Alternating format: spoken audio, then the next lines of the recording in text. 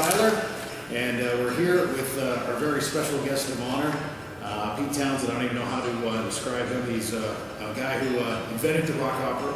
He's somebody who invented the concept album, Feedback, the Marshall Stack. He's a musician, he's a composer, he's an author, he's a sailor, he's a fiction writer, he's an editor, he's the Who's legendary rock guitarist, icon, and member of the Rock and Roll Hall of Fame. Is that enough? I think I got it. I think I do welcome in Antigua for cruise ships as well. Yes, he's the welcomer if you ever arrive in Antigua on a cruise ship. That's the guy who shakes your hand when you get off the boat. That's how you and I met. That's right, yeah. I joke around all the time now, ever since then. Oh yeah, Pete and I, we go way back to like January. But yeah, it was that chance meeting in a restaurant in Antigua that turned into us joining you at the Hamilton concert in February. That's right. And then also just to go through the whole story of some stuff that happened, and then to end up here for a third time to be in your presence. Well, So we've cemented a good relationship. yes, I hope so. It's a thrill for me. I'm following your wife's pregnancy. Yes, my wife Ann is right here with us right now, and yeah, I think the first time we met in Antigua, I don't know if you even noticed that she might have been pregnant. I didn't. No, but I thought you were beautiful, though. Oh, thank you. That's what happens. That's the first thing that happens when a woman's pregnant. there you go. Speaking of beautiful. Well, Pete, maybe you can start just talking about the album Tommy. It was the Who's fourth album, of course, the double album. It was an album that sold over 20 million copies worldwide.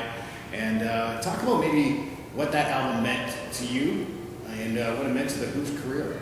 Well, it was a deal breaker record for us. You know, we'd been a big singles band, and we'd done very well, a lot of audacious, mischievous stuff. Smashing guitars and pop art outfits, and feedback, or some of the things you mentioned. But our singles didn't stop selling, and I decided to go for something bigger and grander and more audacious and more mischievous, and that's how the idea of rock opera came about. I'd always been an opera fan, and the Who's manager, one of them, was Kit Lambert, whose father was Constant Lambert, who was one of the music directors, the principal music director of the Royal Opera House. Somebody warming up. That's what I was hearing in the background. Somebody, one of the performers is warming us. He encouraged me to really go for it. I'd kind of played around with the idea of writing a proper opera, not for the Who, just for an exercise in a sense as a composer. And he encouraged me, and the main thing really for me when I started it was that I wanted to write the story of a young man's spiritual journey. That was it. It started with this poem called Amazing Journey. So it didn't really, the idea of the subject for the opera, as it were, didn't really happen until I'd written that poem, which was a rather sophomoric piece of work. But a bit of it survives on the album, Deaf, Dumb and Blind Boy, He's in a Strange Vibration Man. That was this idea that the kid would be deaf, dumb and blind came a long time before the idea that he would be a pinball player. The story was originally just a story about a young man who is traumatized as a child by witnessing a traumatic scene, and in the post-war world of where children were being revalued in a sense, repositioned. I don't think it would be true to say that the way that we think about our kids today was the way it was in 1920, in 1930, and in 1940. The way we feel about our kids today, we put them on pedestals and we kind of worship them. That's something that wasn't the way it was when I was a tiny kid. I just about got the tail end of it. My two brothers, Paul and Simon, are both 10, 12 years younger than me. They were kind of the kids that got the benefit of that stuff. Right. And so I wanted to write about that. Those boys, 2 or 3 years younger than us, that was our audience. So that's how I began. As far as performing the Tommy songs at Woodstock, you write about it in your book, and you said you weren't impressed with how things were organized at Woodstock necessarily. But you weren't organized. No. And you said that even though you weren't impressed and it was chaos to a certain extent, that performing those songs, the Tommy songs at Woodstock was a pivotal point in the Who's career, at least in America. Yeah, I have to roll with that, absolutely. It was, there were some extraordinary performances there, friendships made there, but it was a tough call. The whole thing was a tough call. When we got there, it was already collapsing. And, but we went on very, very late in the middle of the night, and I'd watched the family Stone work the audience with this repetitive piece of work in Gonna Get You Higher, and thought we would try and do the same thing. And it was the first time that we played the ending of Tommy, listening to You I Got the Music. It's a prayer, really. Tommy has nothing to do at the end of his journey except pray. But he's not praying to God in the Christian sense or as the Islamic sense or the Jewish sense. He's praying in a sense to God in the audience. He's praying to God out there somewhere, God in his gang. And we played it again and again and again and again. I was trying to wait for the sun to rise. And although that was the interesting bit, the sun did indeed rise, what I realised at that concert was that our music was what you would call anthemic. It had suddenly become this anthemic music, using the word anthem in its true sense. So went on to write a number of songs that you would think of as being anthemic songs, like Before Again, Barbara O'Reilly, Who Are You?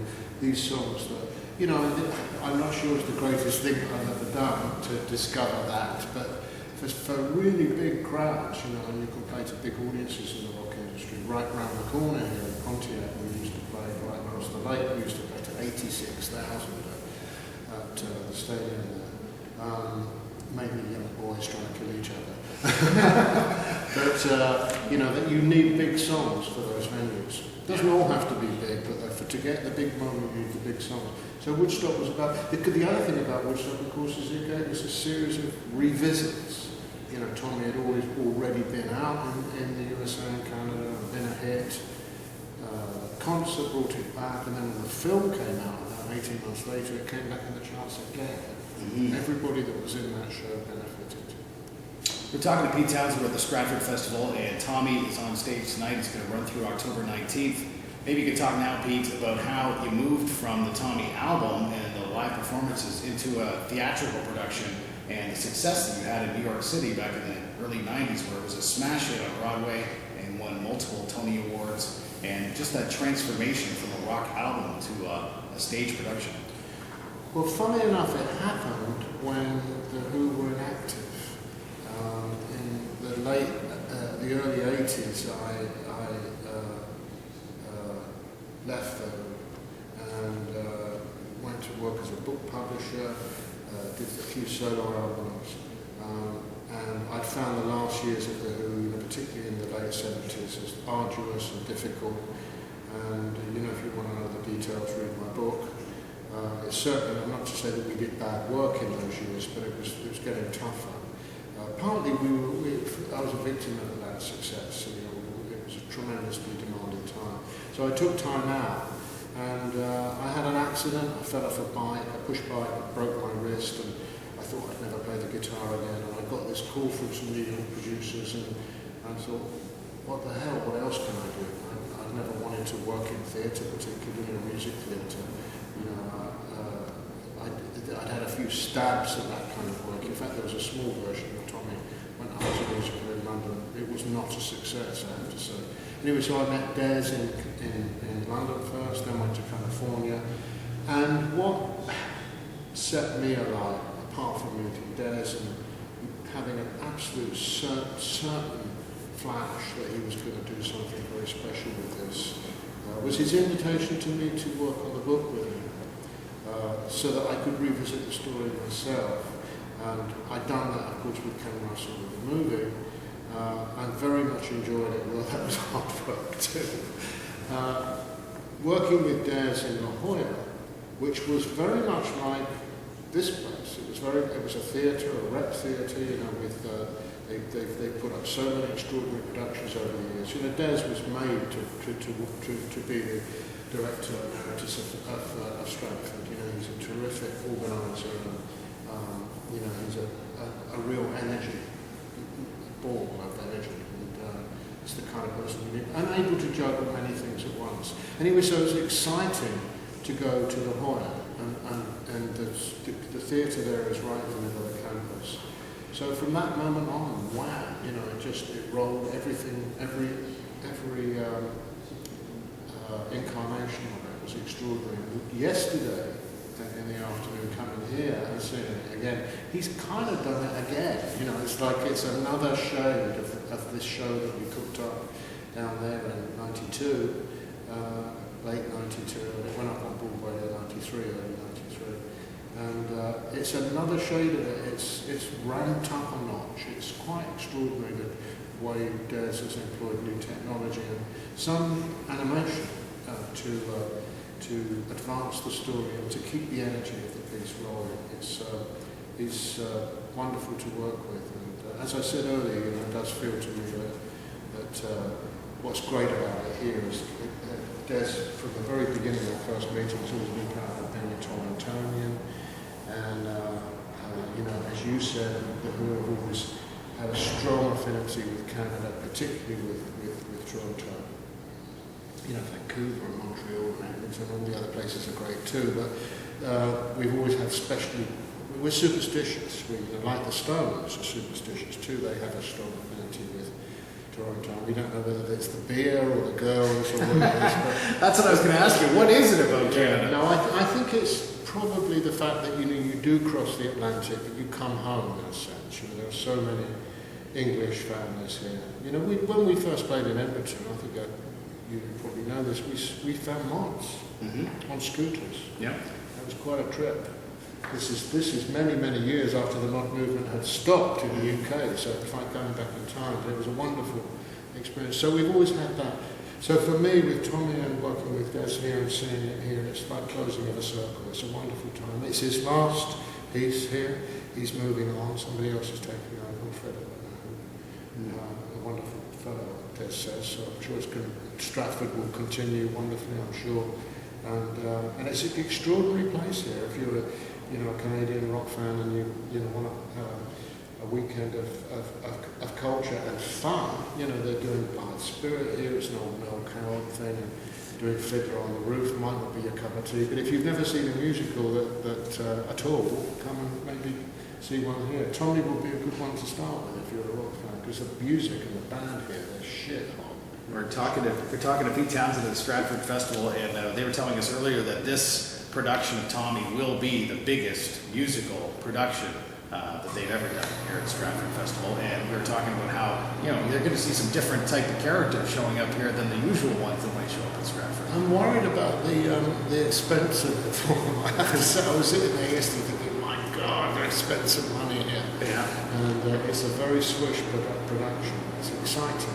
What was really stood out for me, so many things stood out in your book, but you mentioned the Rolling Stones and how you talked about in England in your younger days, just starting out, how you'd walk around to the clubs in London, maybe with Eric Clapton, and you'd see Jimi Hendrix in a club before he even put out an album. You'd see Pink Floyd in a club before anybody even heard of Pink Floyd. You're friends with Paul McCartney, friends with the Rolling Stones, David Bowie. Can you talk about those days and just, does that seem surreal to you now when you look back and just think about all these? It's surreal to you. It is definitely surreal to me. I'm sure it would be surreal for me if you started to tell me about your friendships. It just seems like it's such a special time. It was. Of course, it was a special time, and we were very lucky because we were in a peer group that there was definitely competition, but there was also enough space in those days. We were breaking new ground for music, and if you were happy to be in London in the early 60s, it was a great time to be around because we had just discovered electric R&B music, the great music of John Lee Hooker and Muddy Waters and Jimmy Reed and Chuck Berry and all of those guys, and we had that stuff which was brand new. Town and Motown too, we were laying our hands on, the R&B music from the USA, which was in a separate chart to the white stuff that girls in, the Grease Girls would listen to. But we had that Grease Girls music too. We listened to, Ricky Nelson and the Everly Brothers and Eddie Cochran and Elvis Presley, all of those groups, and we had this mishmash of stuff to go for. And of course, you know, the surf band, the Beach Boys, had just done their big artistic moment, you know, with Pet Sounds. The Beatles had come along and raised the bar. Bob Dylan was around too in the background. There was this incredibly fertile, exciting time. And yet there weren't many bands. You know, in other words, there was plenty to go around. So, but also it was a small clique. That thing about you mentioned clubs, those clubs were like the places where we would meet for the first time and get together. I met Eric Clapton for the first time in a shop in London that was the cool place to go and buy shirts. Really? Yeah, a place called Austin's in Piccadilly. And he was buying shirts and I was buying shirts and we wore the same shirt. The rock fashion of the day. Yeah. Wow. Other things that stood out in the book to me was how many near-death experiences you've had that I didn't realize. And I wonder if you could talk about the one that stands out the most, or maybe the one that was the closest call? Or Well, I think the one that was the closest call was one where had I not been with a guy who still works for me today, Paul Bonnet. He was my driver at the time. He now is much more than that. He looks after so much of my life, all kinds of aspects of it. I was in I wouldn't call it a dark time, but I'd never used drugs as a young man. I'd smoked a bit of pot at college, but when the big drug thing happened, you know, the musicians doing heroin and cocaine at the time, right the way through, you know, the early 60s, right the way through to the mid 70s. I never touched any. I'd found this Indian teacher called Meher Baba. He was prescribed drugs, particularly psychedelic drugs, but all drugs. And but he never said anything about alcohol, so I drank like a trooper. I found it easy to drink. You know, I could hold my liquor most of the time, and I felt superior to these druggies. But then one day, you know, I did have a bit of a crash. My marriage started to have trouble because the band was working so hard. I didn't have enough time for my children. I started to feel very ashamed, and I hid in drugs. And when I tried to stop drinking, I turned to drugs, quite briefly, for about 2 years. And one day I was at some club. It was funny enough, it was called Club for Heroes. And somebody, I'm afraid, I genuinely don't know who, I can put a few guesses, but thought that I was a Caesar's drug addict and injected me with heroin, and I, of course, practically died. Wow. And by the time my driver got me to the hospital, I was dead. They gave me I woke up with one. I don't know if this is gruesome stuff, but they wake you up with an adrenaline injection in the heart. yeah. So and it's a great long, It's like a 20-inch needle. It's a great big needle. Yeah. Right in, and you wake up and you've got this needle in your chest. And Crazy. crazy stuff. So I survived that. And you know, for a while, I don't know, you know, when you're in that space, when you're in that kind of crazy space, it becomes something that you can look back on and like, no, this sounds absolutely insane. You don't exactly celebrate it, but you have to continue to carry it. You can't kind of go, well, this is a solitary tale. You know, young people should not do drugs. Of course, we knew that. I know that. But what happened to me is I wasn't a young person. I was 34. And so it all happened very late for me. I think anybody at any phase in their life can come up to stuff that they can't deal with. And, you know, the pressures of modern living are very, very tough. And at least today, in the modern world, and I was one of the first people in the rock industry to take this seriously. At least today we can be honest about what this stuff leads to: addiction and compulsive behaviour. These are sicknesses of behaviour. This is not evil stuff. It's just something. Some people do this and some people don't. Some people can get through life without getting sucked down. It helps to have a religion. It helps to have a strong family background, but not all of us have that. I think even in Stratford, yeah, they have a Shakespeare theatre, but they also have a very bad math problem. So, you know, it's one thing, I'm not saying one thing goes with the other, that's what I nearly said. Are you? I think but it's certainly in the music industry, one thing goes with the other. The highs and the lows, the extremes are what we have to learn to live with. And are you in control now of your drinking, or you don't drink at all now? I haven't had a drink for like 30 years. 30 years? I tried, funnily enough, my drinking experiment, my last big drinking experiment was in 93 when Tommy was on Broadway. I remember thinking, I'm okay now. I wasn't.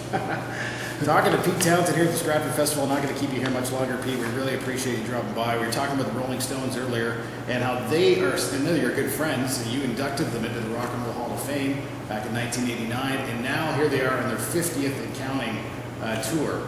And I was thinking, isn't the Who's 50th anniversary next year? And it starts next year. We started our first records in December of 2014, so 1964. So 2014 is kind of when it kicks off, but it will be the following year, really, 2015.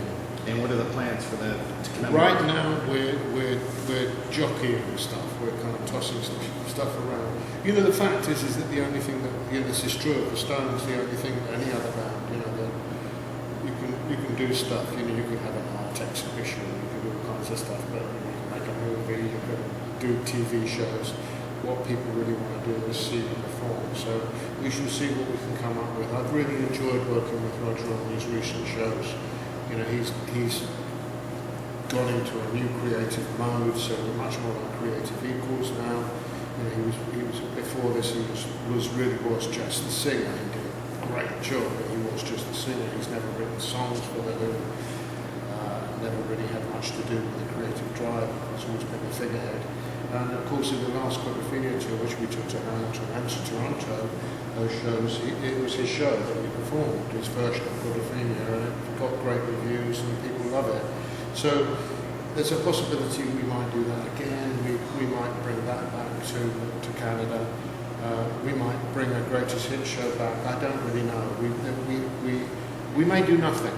I've got no idea. I got the impression from reading your book that your relationship with Roger has changed a lot, especially since, you know, Keith and John are no longer with us, and how you guys were really opposites when you first began. That's the sense I got, he being a sheet metal worker and you being an art school student. But now that it's just the two of you left in the Who, how has that relationship changed?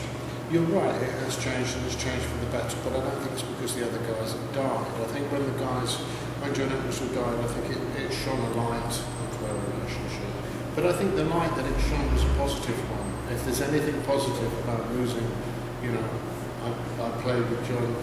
We were not in the same class at school, but we were at school from 12 years old. So, you know, when he died, it was really tough to deal with. But I do think Roger and I get on better now. I think there's much greater degree of respect, you know, for one for the other. Roger might tend to exalt me a little bit. I hear he's just done Howard Stern pitching the Teenage Cancer America thing, and Howard Stern is digging, you know, and trying to get some juice on.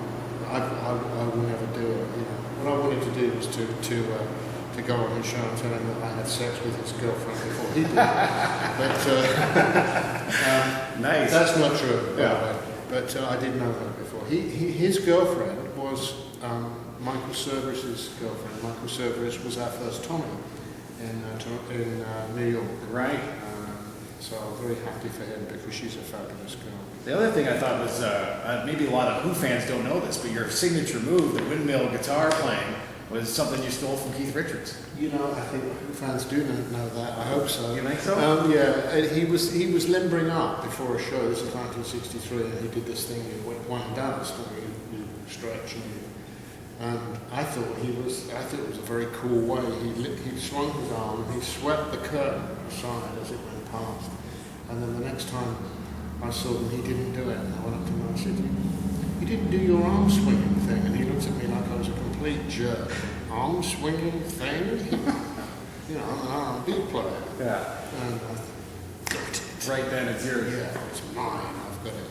Last question. I know it's your birthday on Sunday, and I wonder how it feels being an elder statesman of rock when you play My Generation and you hear those words, I hope I die before I get old. You know, those words have always been, they've always haunted me, of course, because they've always been brought up in this context, but people have been asking me, if, you know, why I didn't die before I got old since I was 22. So You survived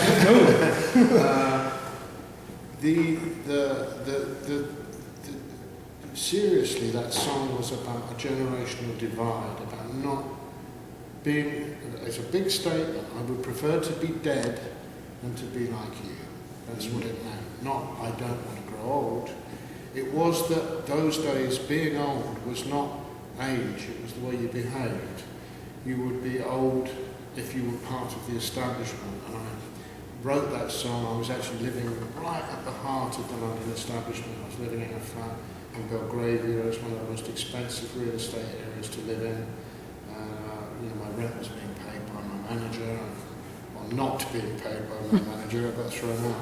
But I wrote that song there, surrounded by these very, very wealthy aristocratic people who still thought they ran the world.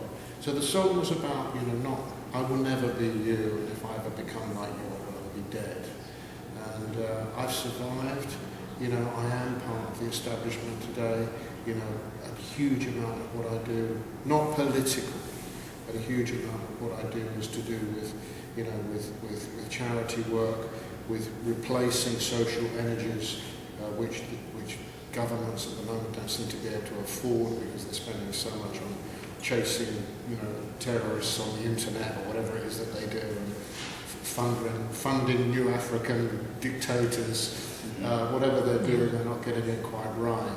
But so there's a gap to fill, and I feel very happy to be alive and to have the wherewithal to help, because the people out there that need help, they don't need much, and sometimes they just need you to know that you even know that they're there.